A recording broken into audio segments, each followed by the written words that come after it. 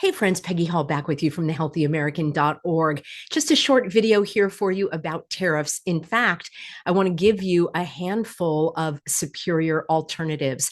I think by now people realize that Caroline Leavitt and Trump and Howie Lutnick were actually wrong when they said that tariffs were a tax on foreign countries or foreign companies. Think about it. It is a tax on the item that is imported into the country. And that tax is paid at the border or you don't get your product. And that is paid in the United States directly to the Department of the Treasury. And the Department of the Treasury is headed up by Scott Bessent. And I will do a deep dive on him coming up. By all accounts, he's being referred to as the adult in the room. And he's the one that told Trump that he better pause on these ridiculous, outrageous, brutal, bullying, irrational. Oh my gosh, I have so many adjectives to describe this non-strategy of Trump's to kind of bully his way like he's some kind of mafia boss, inflicting a protectionist racket on people. Pay up or I'm going to break your legs. It's very undiplomatic. There are other ways of going about it. And Scott Bessent said, you really need to pause on this. So by now, people are back up to speed. I feel like I was one of the first people coming out talking about the truth about tariffs. In fact, I have a whole playlist called The Truth About Tariffs. This happens to be an area of interest and fascination for me. I've got a master's degree in international policy studies. I've studied international trade, international relations. I am very fascinated by different political systems, economic systems. I've always asked the question, why is it that certain economic systems result in more prosperity and more well-being and a more peaceful nation?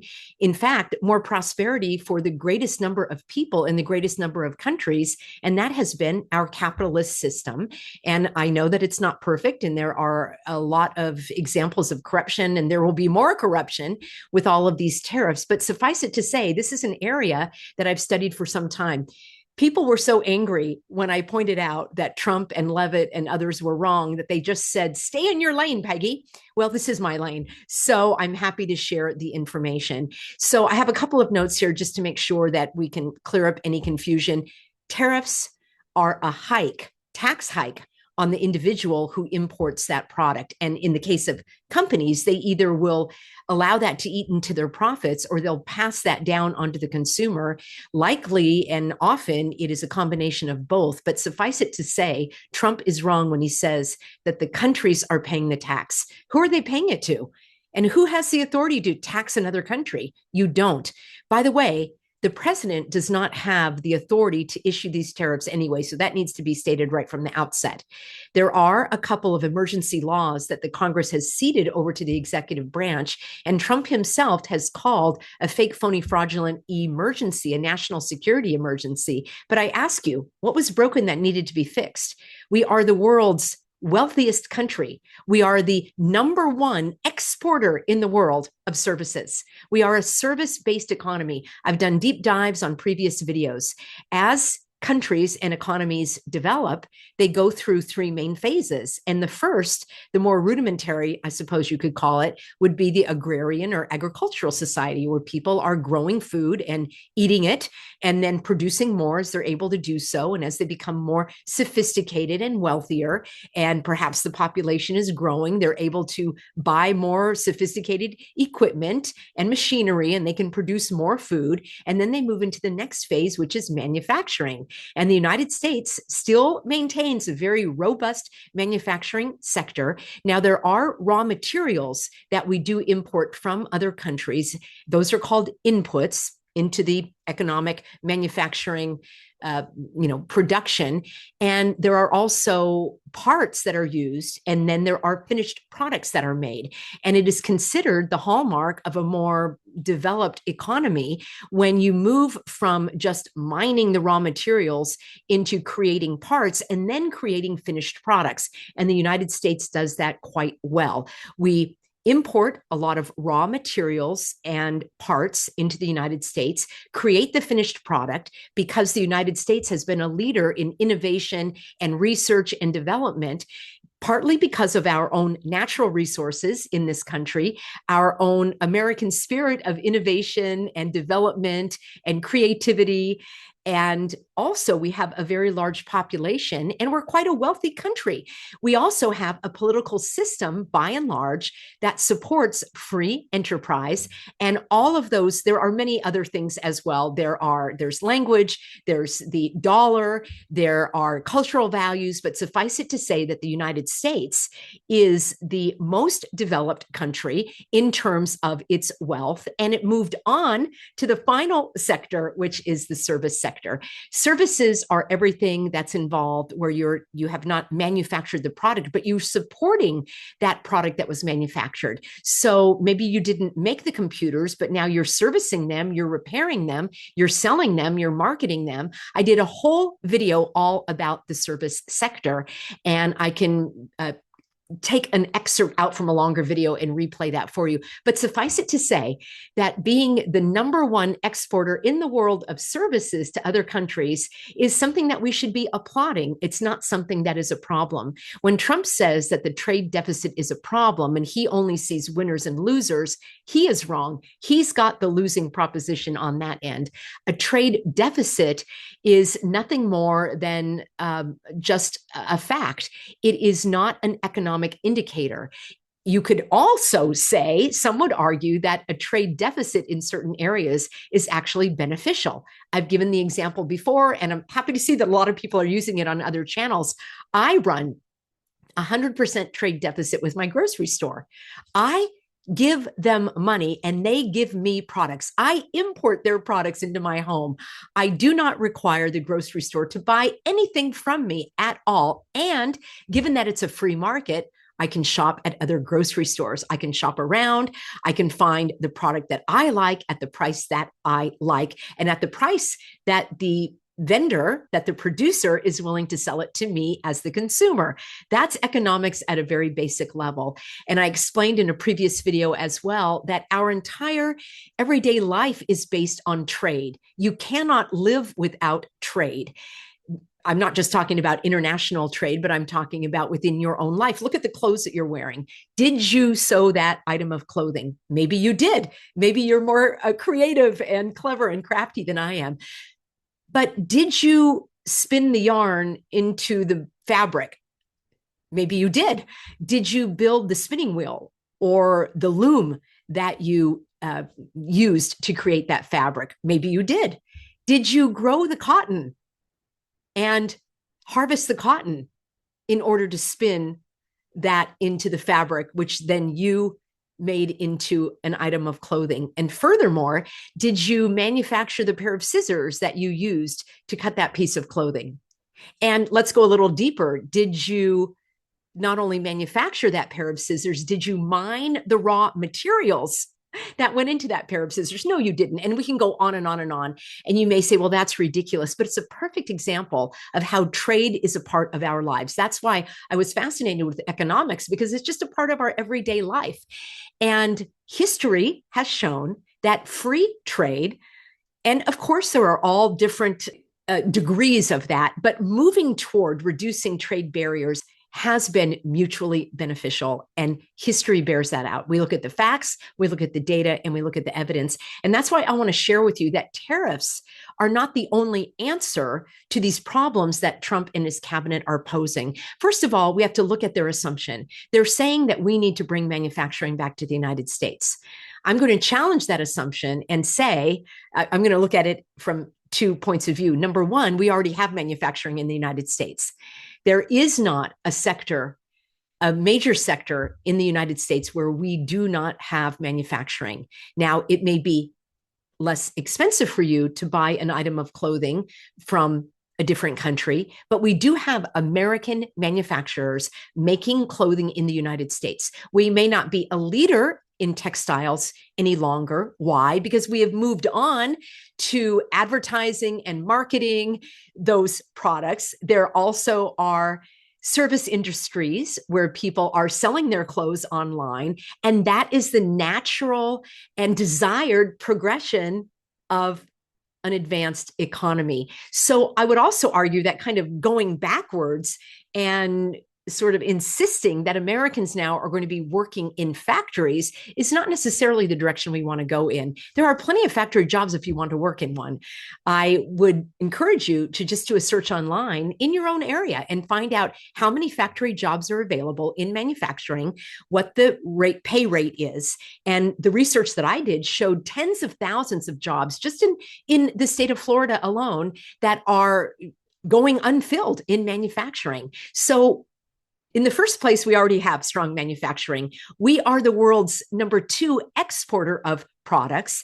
I've done deep dives before where I showed you that we export gasoline, aircraft parts, automobile parts, all kinds of things. So we are not a weak economy. I don't know what Trump meant when he said we've been raped, pillaged, and plundered, and we've been ripped off, and people are taking advantage of us too long. Now, if you want to talk about the IP issue, the intellectual property that, yes, China has been stealing, that's a separate issue. And unfortunately, tariffs aren't the answer. So I want to talk about what the answer is. And I've got several, well, just a handful of superior alternatives. So again, we've cleared the air that the importer pays the tariff, not the foreign country, not the foreign company, and not the foreign exporter. It is the individual or the company in the port. So when the port of entry for that product, nobody's getting it until that money goes to the Department of the Treasury, which, by the way, is a source of revenue for the federal government. So it is a tax on businesses, and that business is probably going to pass it down to you. Trump already did this in 2018. He started his trade war with China. Oh my gosh, I've spent so many hours over the last several days analyzing what went on during that period of time. And I just want to summarize it for you because you probably don't want to do the hours of research, but you can look into it as well. And it went back and forth, pretty much as it is now. But what happened in 2018 was that there was a net loss of manufacturing jobs. Over 150,000 jobs were lost in the aftermath of Trump's tariffs. He instituted them in 2018. Again, he has no authority to do so. The Congress really is the only one that has the authority to do this. And Congress is really weak in this situation here. And it's quite troubling to me. So in 2019, we saw, and many, I have a whole playlist for you, actually a whole list that I did for you in a previous Substack with the analysis in the aftermath of the terrible tariffs that he inflicted upon the country. And there was an increase in bankruptcies of small businesses. It makes sense, right? You're a small business, you're importing some items. And I personally don't care if you get them from China or Vietnam or Mexico or Canada. Why do I care where you are buying those? We are the wealthiest country in the world. We are doing great. We have reserves of beyond what we need. And for the other argument that this is putting our country at a national risk, well, there are other ways of mitigating that I've covered in previous videos. In fact, importing raw materials is a smarter way of preparing for this national security risk, because why not use up the other resources of other countries, if you want to put it so blatantly and bluntly, rather than your own? Why not eat someone else's food that they're willing to provide for you, and you can keep yours for an emergency? For those of you that are arguing that we need to impose tariffs to boost our national security, I don't see it, and there's no evidence for it. So tariffs are a tax hike on the American consumer. They definitely are a tax on the company that then gives that money to the government. Why should they have to do that? It doesn't make sense to me. Why can't the company have the ability in a free market to select where they want to get their product and from whom? And if you've ever run a business or worked in a business, you know that these supply chains, meaning finding your vendors, your suppliers who are going to provide you with that material, whether in your own country or in a foreign country, that's built on relationships. Those develop over time. And then suddenly all of that is just going to be damaged. That is what Trump is doing, not only damaging the supply chains, but damaging our reputation. Why would a company want to invest in the United States with all of this volatility and uncertainty. And even if a company wanted to invest in the United States, what bank is going to loan that company money in order to invest in the United States? You're going to tell me, well, all these companies are bringing back manufacturing. Some of them had that on the books before Trump was even president, and others only pledged to do so. So you have to think this all the way through. It's actually quite simple when you just apply critical thinking and logic. So let's go on here. These companies are taxed and the money goes to the Department of the Treasury. So it is a type of revenue increase. People will say, well, why can't we go back 100 years ago when these tariffs replaced our income tax? Well, the government was spending a lot less money 100 years ago. And 100 years ago, we weren't a service economy. We were a manufacturing economy, as I described a few moments ago. And because the government was smaller and wasn't spending as much money, they didn't need to raise as much money. I did a deep dive for you in a previous video. I'll replay that for you. I'll just pluck out that snippet. And I showed exactly the number of imports that we're bringing into this country. Even if we were to do 100% tariff on every single import, it doesn't even come close to replacing the revenue from income tax. I do want to share with you these superior alternatives. So we talked about the deficit and why that's not important. It's not a good measure of the economic strength of a country. So I really hope that Trump's advisors are going to educate him and have him, number one, stop believing that these tariffs are paid by other countries. And number two, that we're going to win this trade deficit. It's not something to be won. In fact, everybody loses.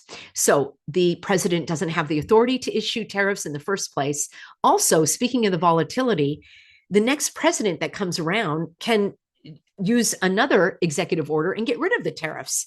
So that's the volatility that makes the United States a less attractive place to do business. It also harms the strength of the dollar. It harms the bond market, the treasury bills. There are so many other intricacies that are involved in the issue of international trade. Suffice it to say, moving toward reduced trade barriers has been the number one goal. You will ask, well, why do some countries have tariffs on the United States? We're just reciprocating. We're just retaliating. Many of those tariffs were the result of Trump's tariffs in 2018. And certain countries that are less developed than the United States that are trying to get their manufacturing up and running, for example, in the garment industry, the government may give them preferential treatment and have tariffs on imports coming into those smaller countries to help that manufacturing get up off the ground. But normally that is temporary, and it is done in that second sector of economic growth, not when we are fully developed as we are in the United States, the wealthiest country in the world. It shouldn't trouble us that Vietnam and Cambodia don't purchase as much from the United States as the United States purchases from those countries. That's what Trump is saying in the nature of a trade deficit. It's not possible and it's not rational.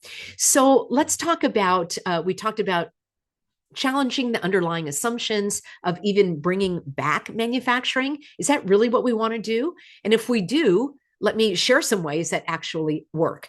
So again, the historical record shows that tariffs hurt all economies. It slows the worldwide growth. It increases inflation. It drives up prices. It actually reduces jobs. I told you that 150,000 jobs were lost in 2019 following Trump's tariffs. He had to undo some of those because they were so bad. And then there was a net loss of about 75,000 jobs in the steel industry itself. And Trump had put tariffs on steel of 25% and 10% on aluminum. It did not go well. So tariffs are not the way to go, friends. Here's what to do. Instead of these harmful tariffs that hurt everyone, Number one is you want to work toward reducing the trade barriers. Now, all of these countries that Trump talked about with his chart, which was illogical, irrational, done in a haphazard manner, it wasn't even presented in an alphabetical order or in order according to tariffs or regions or anything. It was very confusing. And I believe that was intentional to try to make people feel as though they couldn't understand tariffs. Stick with me. I'll continue to do this education. As I say, it's an area of fascination and expertise for me. So these countries already have trade agreements with the United States. In fact, they are so complex and intricate that there are different tariffs, for example, on a blouse coming into the United States than a pair of pants from the same country. There are different tariffs imposed on sugar depending on the quotas and the type of sugar and how refined it is. So the complexity of the tariffs is quite extensive. And to slap just haphazardly a 10% across the board doesn't make sense. These agreements were hammered out over months, in some cases years, by individuals that were quite sophisticated and adept at doing this. So it is very troubling to me, number one, that Trump is violating these agreements that are already in place. If you wanted to renegotiate these, then you can dispatch your diplomats and your trade experts to renegotiate them. What's wrong with that? This bloviating showmanship really looks very just juvenile and second rate. It is not presidential in my mind. So working toward reducing trade barriers benefits everyone. And that is step number one. Step number two is to reduce income taxes across the board. Not just corporate taxes, which I will put as number three. We need to reduce corporate taxes so that the companies then have more money so they can reinvest in their company. They can grow, they can hire more people, they can engage in research and development, they can come out with better products, more competitive products at a price that people are willing to pay and that they are willing to sell it for. That is how the economy works. But these corporate taxes need to be reduced so that companies have enough to actually reinvest and help the economy grow, including manufacturing companies. Now, when we talk about personal income taxes, that's very important as well. Think about it. You may be in a tax bracket where 50% of your money is going to the federal and the state government combined. Maybe you're like me and you're a small business owner, right? The Healthy American is a business. I'm taxed on my personal income. I'm taxed federal. I've got to pay federal taxes on my personal income. So I have state taxes, I have federal taxes, and then on the business, I pay corporate taxes. So I am taxed 3 times on the money that I make. If I'm lucky, I'm keeping 50 cents out of every dollar. Imagine if I was able to keep 60 cents or 75 cents or 80 cents. I could expand the Healthy American. I could hire researchers. I could hire editors. I could have all those fancy graphics. I could have a lot more of my content, although you're telling me that I am providing quite a bit. And that's because I am dedicated to the truth. I am here at your service. I am in service to the good Lord above and to bringing you the truth and information and encouragement so that we can stand up against these deceivers and those who are trying to tyrannize and oppress us. But think about if you had more money in your pocket that you earned, whether that is from income from a job, maybe you own an apartment, maybe you are renting out an income earning property, and maybe you are selling something on Etsy. And wouldn't it be awesome if you were able to keep more of that money, if you were able to keep more of your Social Security check, of what you get from your investments? If you had more money, what would you do with it? Would you just keep it in the bank? Most people would spend it. They would go on vacation. They might buy a different car. They might remodel their kitchen. They might donate to charity. Charities are completely hit by these tariffs because people are going to have less money. And most people will donate to charity when they have a little bit left over, or their charitable contributions start to shrink because it was money now that they have to use to pay for their own food and gasoline. So reducing income taxes, in my view, is the number, and not just my view, but economically speaking, is a wonderful driver of the economy. Then people want to buy more things. There can be more manufacturing and all those factories that Trump wants to bring back. That's an important way of doing it. So working toward reduced trade barriers, reducing personal income taxes, reducing corporate income taxes. And the next one I think is one of the most important that has nothing to do with tariffs, and that is decreasing regulations. Regulations strangle manufacturing in this country. Stay tuned. I will have a video for you where I'm going to do a deep dive all about these carbon capture and carbon tariffs that I hope Trump is going to do away with, and the EPA and so many other regulatory agencies make it so prohibitively expensive to do business manufacturing in the United States. Not just expensive, but difficult. There are companies that have regulatory compliance departments. They have to hire people and pay them to keep on top of all of the paperwork that the government requires.